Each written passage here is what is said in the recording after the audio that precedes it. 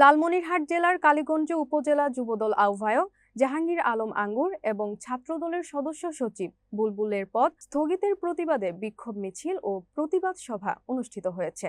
মঙ্গলবার বিকেল ৫টায় উপজেলার প্রধান সড়কে অনুষ্ঠিত বিক্ষোভে বিএনপির উপজেলা যুবদল ও ছাত্রদলের নেতাকর্মীরা অংশগ্রহণ করেন। মিছিলটি উপজেলা বিএনপি কার্যালয় থেকে শুরু করে তুষভান্ডার RMP উচ্চ বিদ্যালয় মাঠে শেষ হয়।